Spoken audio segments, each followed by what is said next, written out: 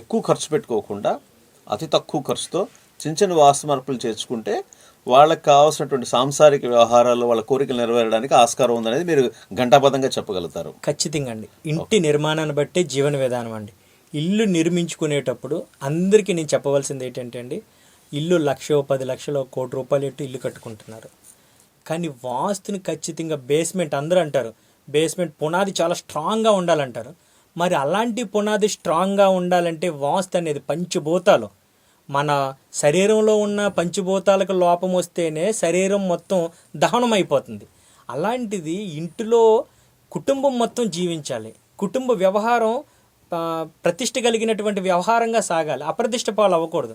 అంటే ఖచ్చితంగా ప్లానింగ్లోనే మొట్టమొదటి ఇల్లు కట్టుకునేటప్పుడే సిద్ధాంతులు అనేవాళ్ళు మంచి వాళ్ళని అందరూ సిద్ధాంతులే, కానీ వాస్తు పరిశీలన అంటే సిద్ధాంతి వేరు, వాస్తు శిల్పి వేరు.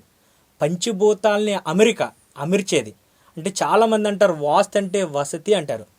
అసలే వాస్తు అనేది ఒక ధాతువు నుంచి పుట్టినటువంటి పేరు, అంతేగాని వసతి నుంచి వచ్చిందనేది పేరు కాదు.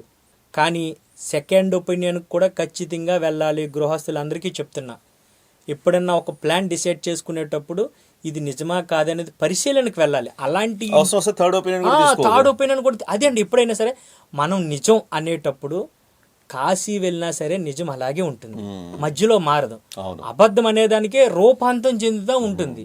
అందుకని ఒక నిర్ణయాన్ని అంటే సిద్ధాంతి అనే వాడికి అసలైన మీనింగ్ ఏంటంటే అగ్గిపెట్టి అంటే ఎంత దూరం వెళ్ళినా భాషలో మార్పులు రావాలేమో కానీ దాన్ని అగ్గిపెట్టి అనాలి, ఏ భాషలోనైనా. తూర్పుకి 90 డిగ్రీలు ఉండాలి, అందుకని దాన్ని తూర్పు అంటారు. దక్షిణానికి 180 డిగ్రీలు ఉండాలి, అందుకనే దానికి దక్షిణం అంటారు. పశ్చిమానికి 270 డిగ్రీలు ఉండాలి, అందుకనే దాన్ని పశ్చిమాన అంటారు. ఉత్తరానికి 360 డిగ్రీస్ = 0, అందుకనే దాన్ని ఉత్తరము అన్నారు. ఇవి మారినప్పుడు సిద్ధాంతులు ఎందుకు మారుతాయి? మారకూడదు.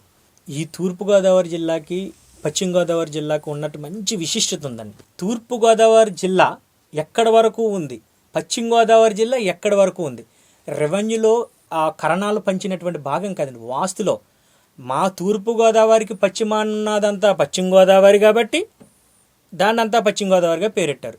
తూర్పునంతా గోదావరి అంతా తూర్పుగోదావరి కాబట్టి తూర్పుగోదావరి అని పెట్టారు. చాలా ఈజీ, దీనికి కాంపాస్ అక్కర్లేదు.